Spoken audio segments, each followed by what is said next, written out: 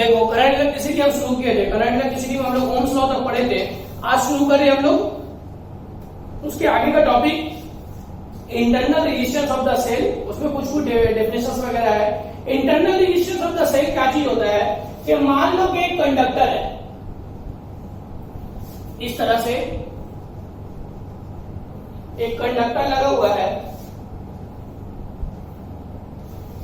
Battery से connect है वो कंडक्टर,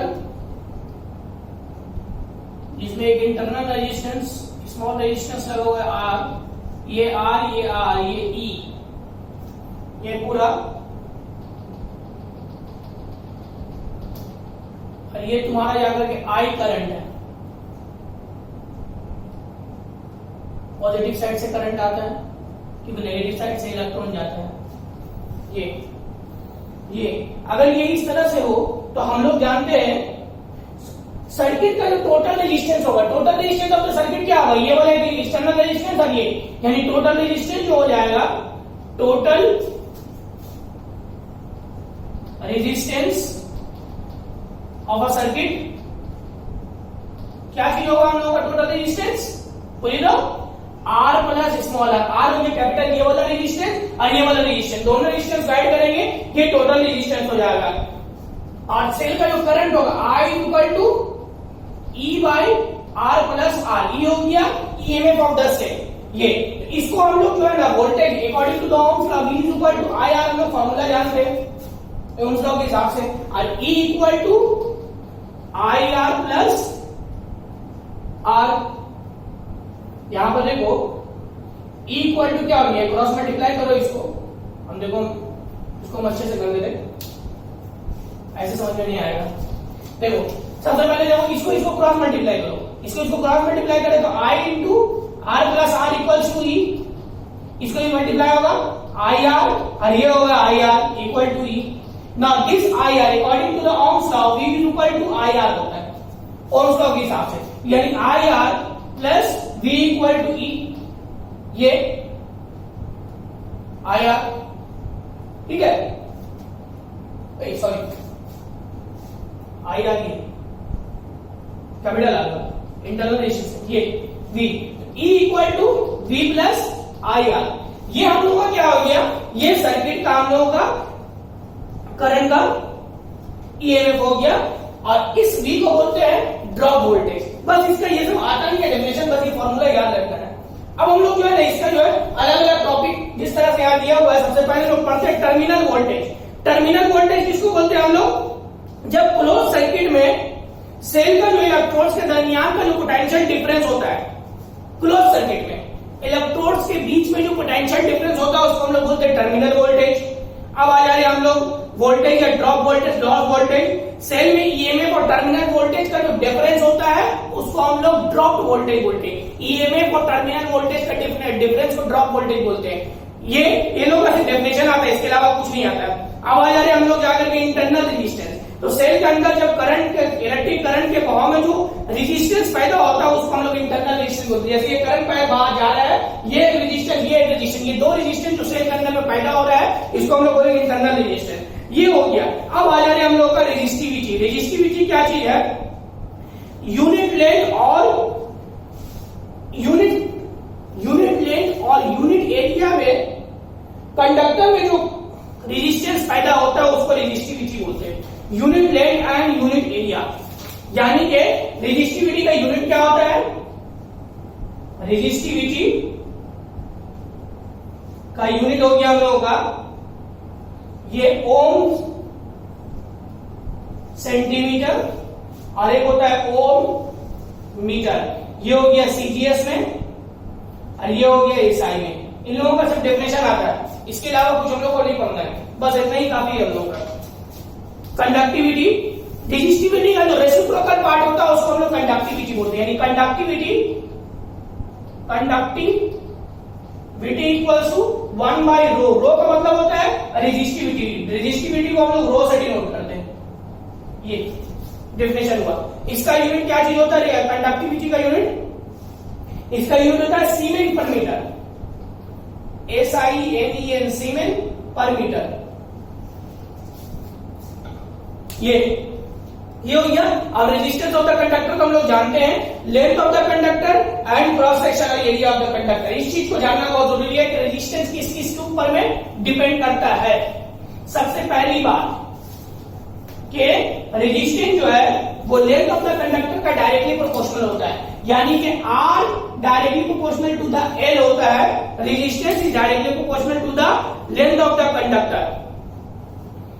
यानी कि अगर कंडक्टर का लेंथ को हम लोग बढ़ा देते हैं तो रेजिस्टेंस बढ़ जाएगा। मतलब क्या हो रहा है, तुम एक पतला तार लो, एक छोटा तार को जब तुम बड़ा तार करते हो तो जितना लंबा उस तार को हम लोग करेंगे उतना रेजिस्टिविटी उसका यानी रेजिस्टेंस उसका बढ़ता जाएगा। और रेजिस्टेंस जो है ये पहला हो गया। दूसरा होता है resistance is inversely proportional to cross section area, यानी कि जितना क्रॉस सेक्शन एरिया को बढ़ाएंगे रेजिस्टेंस कम होगा, जितना क्रॉस सेक्शन एरिया कम करेंगे रेजिस्टेंस ज्यादा होगा। तो बोला सर इसका मतलब क्या हुआ, समझ में नहीं आया। समझने का ये है कि मान लो कि ये तुम्हारा तार है, अब ये तार है, इस तार से मतलब ये तांबे का तार है, तांबे का तार। अब इस तार से तुमको इलेक्ट्रिक करंट पास करना है, तो जैसे तुम इसको इलेक्ट्रिक करंट पास किया तो तार के ऊपर में देखोगे क्या चीज कि प्लास्टिक लपटा हुआ रहता है। तो वो जो प्लास्टिक लपटा हुआ रहता है, मान लो प्लास्टिक ये मेरा हाथ है, अब इसमें तार लग दिया ऐसे, समझ रहे हो। अब रखने के बाद अब इससे तुम करंट पास करोगे, कोई रोकने वाला है इसको, देखो कोई रोकने वाला नहीं है, आराम से पास हो जा रहा है। क्यों? क्योंकि क्रॉस सेक्शन एरिया इसका इतना बड़ा है। अब क्या करें, क्रॉस सेक्शन एरिया को कम कर रहे हैं हम लोग, कम करते करते करते करते देखो इसको पकड़ लिया, एकदम कम कर लिया। अब इससे जो करंट पास करेगा तो मेरा हाथ से होते हुए जाएगा, यानी ये जो रेजिस्टेंस है इसको टकराने के बाद जाएगा। तो टकराने के बाद जाने का मतलब क्या होगा, इसको रोकने वाला कोई पैदा हो गया। तो क्या पता चला, पता ये चला कि जैसे क्रॉस सेक्शन एरिया जब बड़ा था रेजिस्टेंस कम था, आराम से करंट पास कर रहा था, लेकिन जैसे क्रॉस सेक्शन एरिया कम कर दिए रेजिस्टेंस बढ़ गया, अब करंट पास करने में दिक्कत पैदा हो रहा है। तो इसका मतलब ये हुआ कि resistance is inversely proportional to the area. अगर एरिया को बढ़ाएंगे तो रेजिस्टेंस कम होगा और एरिया को घटाएंगे तो रेजिस्टेंस ज्यादा होगा। ये अब हम लोग जो है एक इंपॉर्टेंट चीज पढ़ते हैं, वो है तुम्हारा series connection and parallel connection. Series connection किसको बोलते हैं, सीरीज कनेक्शन। सीरीज कनेक्शन का मतलब क्या होता है कि कोई भी, मान लो कि एक बैटरी है, ये स्विच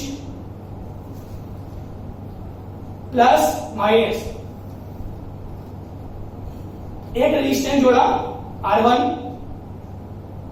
दूसरा R2, तीसरा R3, इस तरह से तुम रेजिस्टेंस को जोड़ दिए।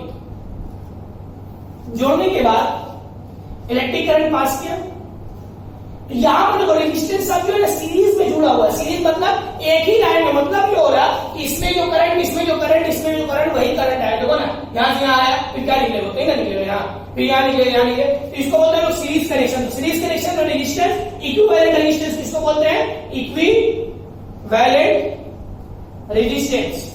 इक्विवेलेंट रेजिस्टेंस का मतलब होता है जितना भी रेजिस्टेंस दिया हो रहेगा सारा रेजिस्टेंस को ऐड कर देंगे, ये हो गया सीरीज कनेक्शन। अब एक होता है तुम्हारा parallel connection. Parallel connection, parallel connection किसको बोलते हैं, देखो पैरेलल कनेक्शन इस तरह से रहेगा, टर्मिनल वोल्टेज प्लस माइनस, यहां पर आप देखिए पैरेलल कनेक्शन कैसा हो रहा है, ये हो गया। R1 मान लो कि बीच में भी कोई है, R2, R3, इलेक्ट्रिक करंट निकला,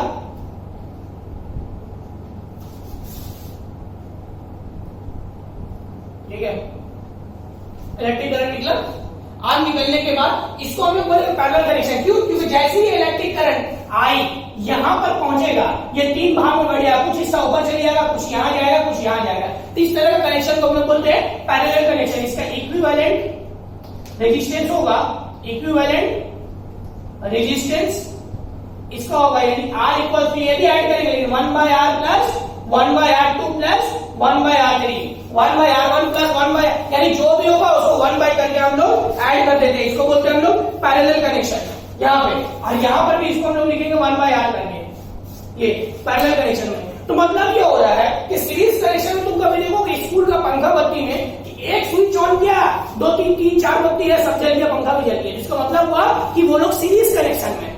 बात समझ रहे हो? और अगर तुम एक स्विच ऑन किया, सिर्फ पंखा वाला ऑन किया तो पंखा जला, सिर्फ बत्ती वाला ऑन किया, वो बत्ती ऑन करे तो वो बत्ती जला, वो बत्ती ऑन किया तो वो बत्ती जला, इसको बोलते हैं हम लोग पैरेलल कनेक्शन। तो हम लोग घर का जो ज्यादातर कनेक्शन होता है वो पैरेलल में होता है, यानी कि जिस पंखा या जिस लाइट का तुम स्विच ऑन करोगे वही वाला जलेगा, दूसरा कोई जलने वाला नहीं है। और सीरीज कनेक्शन का मतलब ये होता है कि उसके साथ जितना लाइट को तुम जोड़ करके रखे हो, एक बार स्विच दोगे सारा लाइट जल जाएगा, इसको बोले हम लोग सीरीज कनेक्शन। इसके ऊपर हम लोगों का न्यूमेरिकल्स आता है, हम एक न्यूमेरिकल्स बना दे रहे हैं, आगे आप लोग होमवर्क देंगे, ये उतार लीजिएगा, ठीक है।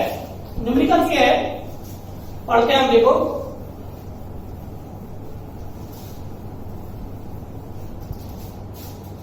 the three resistance of 2 ohm, 5 ohm and 10 ohm are connected in series and parallel combination. Find the equivalent resistance in each case. 3 resistance है। एक नंबर क्वेश्चन, R1 दिया हुआ कितना 2 ओम, R2 दिया हुआ कितना 5 ओम और R3 दिया हुआ कितना 10 ओम।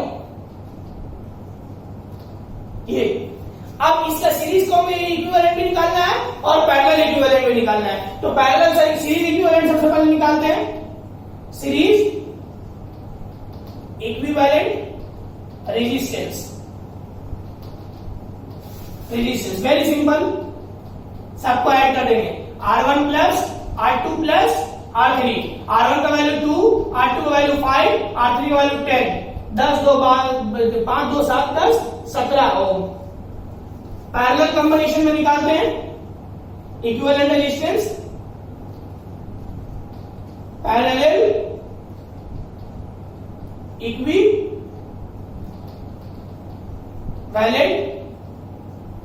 रेजिस्टेंस, यानी कि इसको इस तरह से लिखेंगे 1/R equals to 1/R1 plus 1/R2 plus 1/R3। Now R1 का वैल्यू कितना है, हाउ मच 2, R2 का वैल्यू 5, R3 का वैल्यू 10। एलसीएम लेते हैं, 10 ओम एलसीएम लिया, ये देखो 2 से काटेंगे इसको, ये 5 टाइम्स से कटेगा, 5 1 जा 5, 5 को काटेंगे 2 टाइम्स, 2 1 जा 2, 10 को काटेंगे 1 टाइम्स में 1, 5 2 7 अरे 8/10 1/R, 2 से काटो 2 4 जा 2 5 जा, यानी 1/R इक्वल्स टू 4/5। ये अब इसको हम उल्टा करेंगे, R इक्वल्स टू 5/4, 5/4 का मतलब कितना हो जाएगा, डिवाइड कर देते हैं हम लोग, 5 डिवाइडेड बाई 4, ये हो गया 1.25 ओम। ये था हम लोगों का इक्विवेलेंट रेजिस्टेंस, किसका, पैरेलल का। ये था किसका, सीरीज का। इसके ऊपर हम आप लोगों को न्यूमेरिकल्स का फोटो भेज देंगे, उसको बना लेंगे, इसको उतार लीजिए।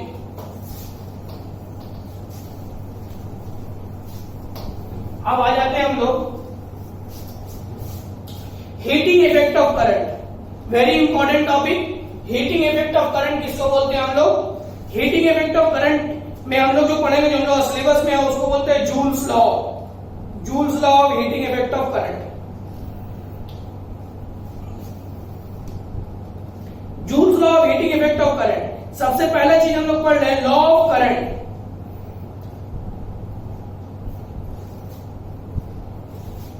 अगर लॉ ऑफ करंट किसको बोलते हैं, law of current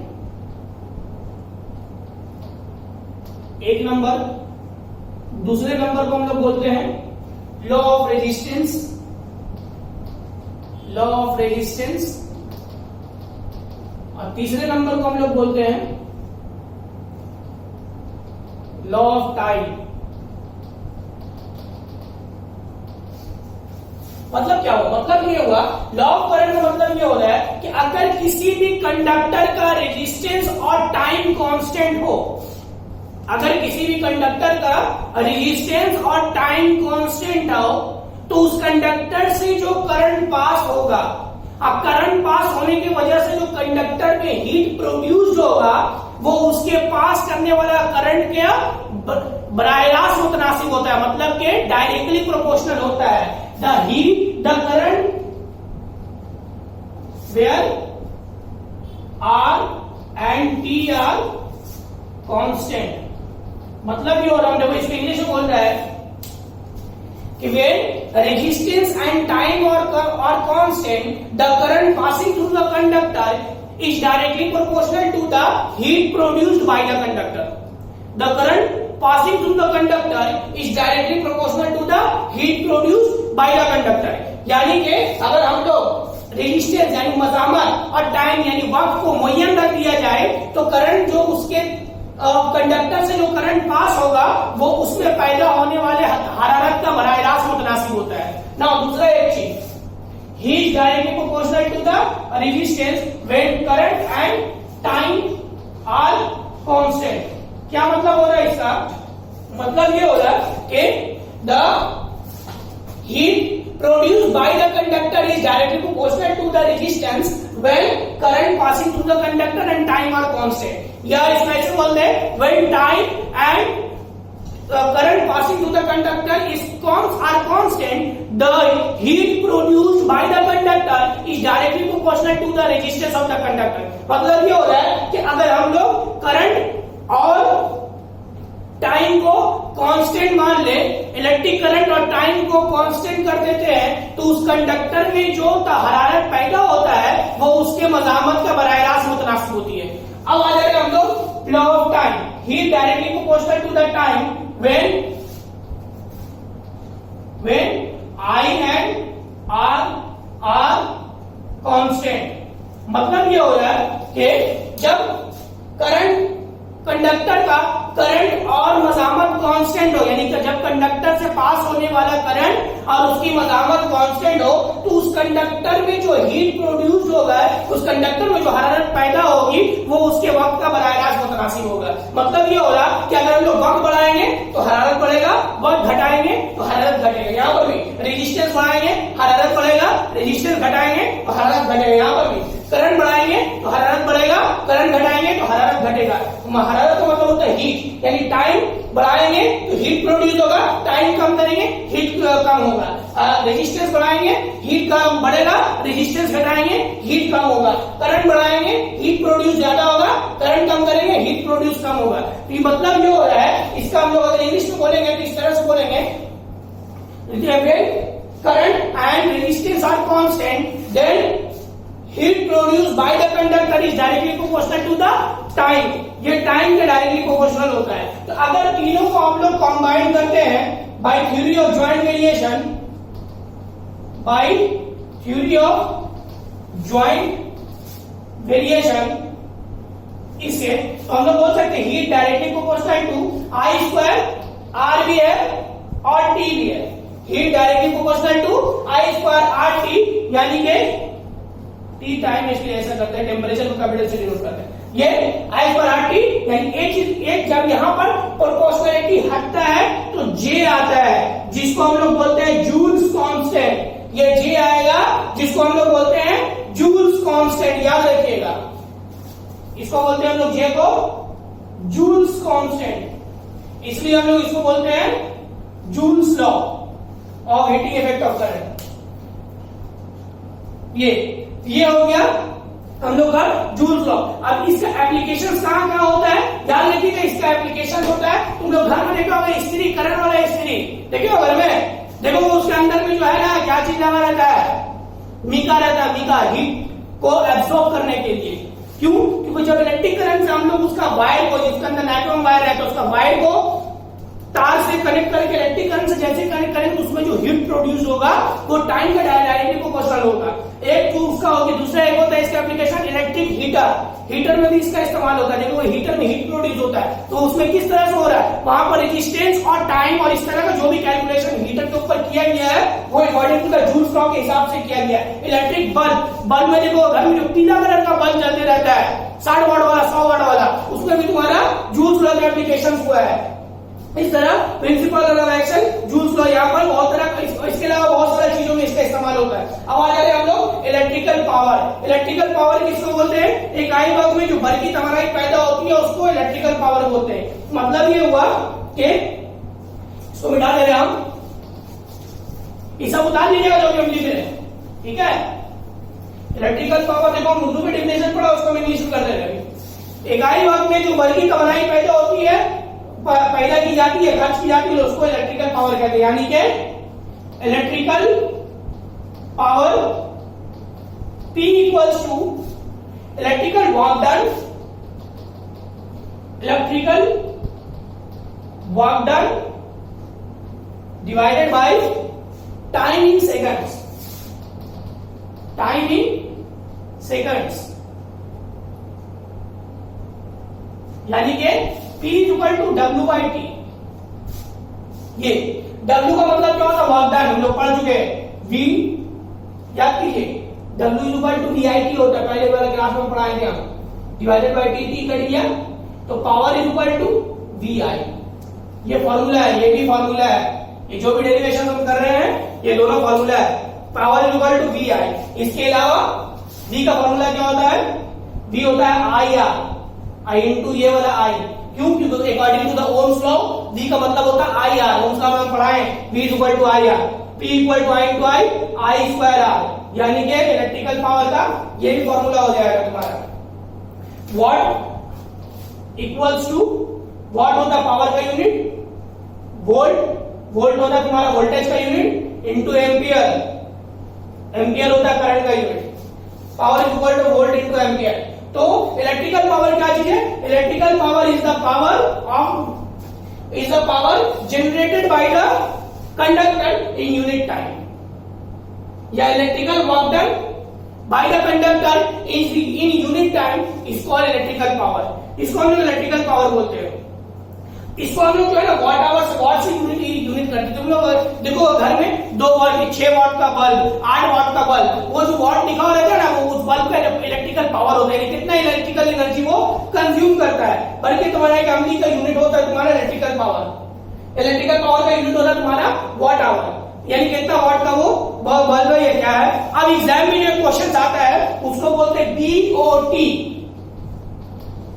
board of trade unit. Board of trade unit किसको बोलते हैं?